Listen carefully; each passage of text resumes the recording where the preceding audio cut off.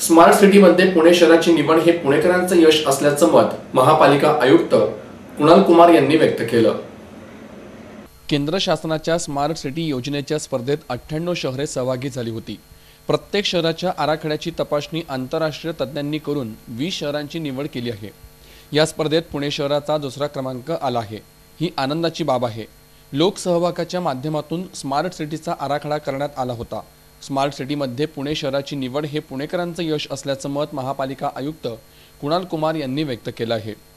केंद्रीय नगर विकास मंत्री वेंकय्या नायडू यांनी आज स्मार्ट सिटी स्पर्धेत यश मिळालेल्या 20 शहरांची यादी प्रसिद्ध केली। या स्पर्धेत सर्वाधिक गुण भुवनेश्वर शहराला तर दुसऱ्या क्रमांकावर पुणे शहर आहे। याबाबत पालिका आयुक्त कुणाल कुमार यांनी पत्रकार परिषद आयोजित केली होती।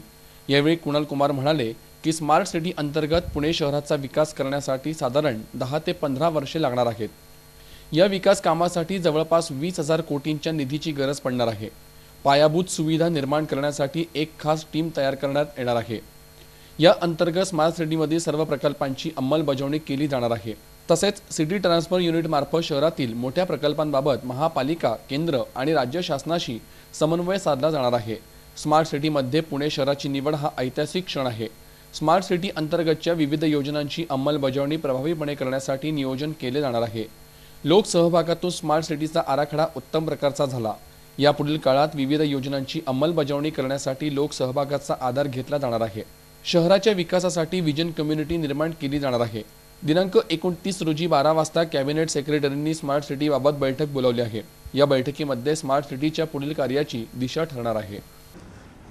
सर्वप्रथम हे पहिल्यांदा आपल्या शहरी विकास मंत्रालयाच्या इतिहासामध्ये शहरांची निवड एका कॉम्पिटिशनच्या माध्यमाने झाली आणि या कॉम्पिटिशनमध्ये प्रमुख जो घटक होता तो नागरिकांचा समावेश आणि नागरिकांच्या सहभागाचा होता। आणि मला असं वाटतं की आज जो रिझल्ट आला आहे हे महानगरपालिकेच्या किंवा कुठल्याही एका संस्थेचा विजय नाही, हे खरं तर पुण्याच्या सर्व नागरिकांच्या एकसारखा एक त्यांच्या भावनाचा आदर राखला गेला आणि त्यांच्या भावनांना जो हे एक साकार झालेत असं मला म्हणायला हरकत वाटत नाही। कारण सगळ्यांनी एकत्रित येऊन कुठल्याही राजकीय पक्षाचे असो, कुठल्याही संस्थेचे असो, कुठल्याही प्रकारचं त्यांचं ओपिनियन असेल किंवा आयडिओलॉजी असेल, सगळे एकत्रित आले आणि पुण्यामध्ये ज्या पद्धतीने लोकसहभाग प्राप्त झाला त्याच्यामुळे आपल्याला ह्या प्रकारचे यश मिळालेलं आहे। मला असं वाटतं की हे फक्त सुरुवात आहे। आता कॉम्पिटिशनमध्ये आपण उतरलो, कॉम्पिटिशनमध्ये आपला चांगला नंबर लागला आणि आपण जर बघितलं तर कॉम्पिटिशन फार कट टू कट होती। इनफॅक्ट भुवनेश्वरला 78.83 गुण मिळाले। कॉम्पिटिशनमध्ये पुणे कसं नंबर 1 येईल हे आपल्याला बघणे आवश्यक आहे।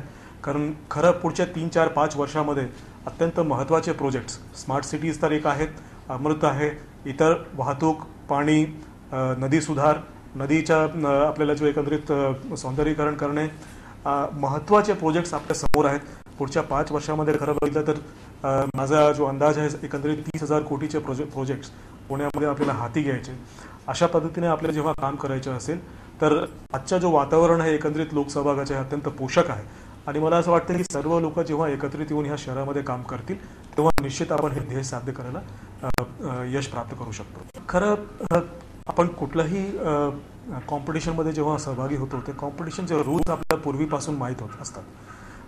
जेव्हा कॉम्पिटिशन जाहीर झाली होती तर पहिला ठराव महानगरपालिकेला की whether you are ready to participate in there was no compulsion की कोणाला असं फोर्सफुली सांगितलं गेलं नाही की तुम्ही स्मार्ट सिटी व्हायला याच्यात सहभागी व्हा।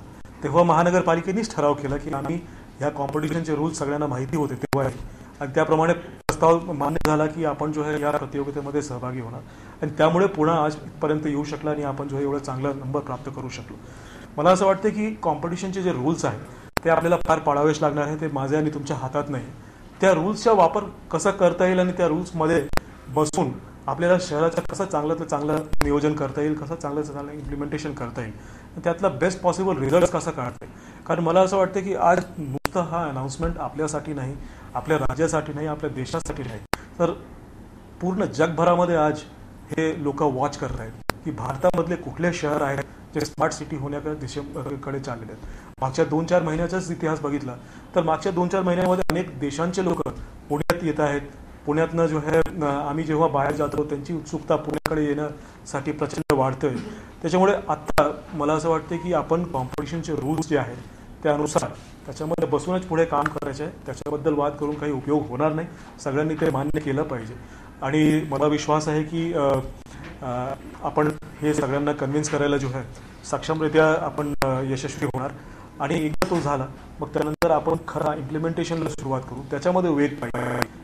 Real challenges there. कारण आपण जर योग्य पद्धतीने हे सगळं इम्प्लिमेंट करू शकतो तेव्हाच आपण खरं स्मार्ट सिटी होऊ शकतो. आज यासाठी अनेक सर्व राजकीय पक्ष असेल, प्रशासन असेल यांनी अहोरात्र प्रयत्न केले. त्याचप्रमाणे पुणेकरांनी एक चांगल्या प्रकारचा सहभाग या स्मार्ट सिटीच्या निमित्तानं या कामासाठी घेतला. त्याच्यामुळे आज आपण 2 नंबरच्या स्थानावरती पडलो.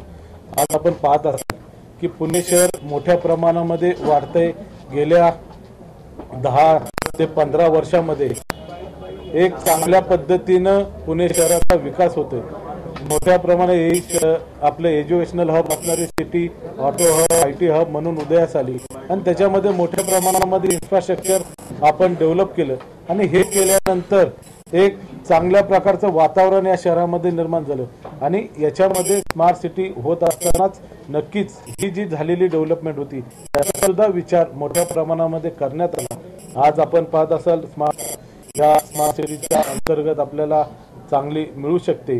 आज आपण पाहत असाल की जायकाच्या माध्यमातून आपण प्रयत्न केले आणि त्याच्यामध्ये देण्याचं काम आपण स्मार्ट सिटीच्या माध्यमातून नक्कीच करणार आहोत. मी खरं तर पुणेकरांचं अभिनंदन या निमित्ताने करतो आणि सर्व राजकीय पक्षांना या ठिकाणी धन्यवाद देतो की आज प्रशासनाचं अभिनंदन करतो की आज आपली या स्मार्ट सिटीमध्ये निवड झाली, 2 नंबरने झाली. नक्कीच याचा उपयोग या पुणेकरांना चांगल्या पद्धतीने होईल. स्मार्ट सिटीमध्ये पुणे शहराचा नंबर लागला 20च्या यादीमध्ये आलं. खऱ्या अर्थानं हे पुणेकर नागरिक, सर्व राजकीय पक्षाचे लोकप्रतिनिधी आणि पुणेकर नागरिकांचंच यश म्हणावं लागेल. त्याचप्रमाणे प्रशासनाने केलेली रात्रंदिवस मेहनत, आपण सर्वजण प्रिंट मीडिया असेल, इलेक्ट्रॉनिक मीडिया असेल यांनी वेळोवेळी स्मार्ट सिटीच्या बाबतीमध्ये पॉझिटिव्हली दिलेलं कव्हरेज आणि त्याच्यामधनं झालेला लोकसहभाग याच्यामुळे खऱ्या अर्थानं पुणे शहराची स्मार्ट सिटीमध्ये निवड झालेली. आज आपण पाहत असाल की गेल्या 10-12 वर्षामध्ये पुणे शहर मोठ्या प्रमाणामध्ये वाढलं.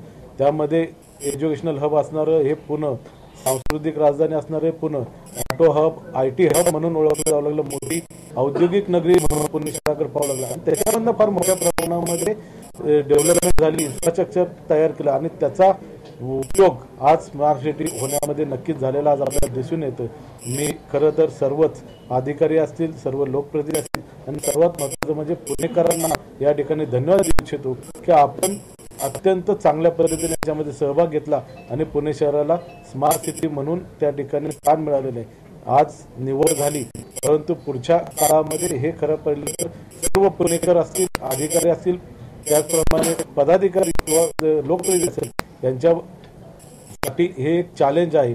पुढच्या 5 वर्षामध्ये येणारा फंड चांगल्या पद्धतीने मग सार्वजनिक वाहतूक व्यवस्था असेल, 24/7 पाण्याची व्यवस्था असेल, त्याचप्रमाणे नदी सुधार असेल, नागरिकांचं राहणीमान उंचावण्याच्या दृष्टीने असेल, त्यांची सुरक्षितता असेल, याच्यासाठी जास्त प्रयत्न करणं आणि त्याची अंमलबजावणी करणं हे खऱ्या अर्थानं चॅलेंज आहे आणि ते चॅलेंज आपण सर्वांनी स्वीकारण्याची मानसिकता प्रत्येकाने ठेवली पाहिजे आणि आपलं शहर हे स्मार्ट करण्यासाठी आपण सर्वांनी एकत्र काम केलं पाहिजे. धन्यवाद.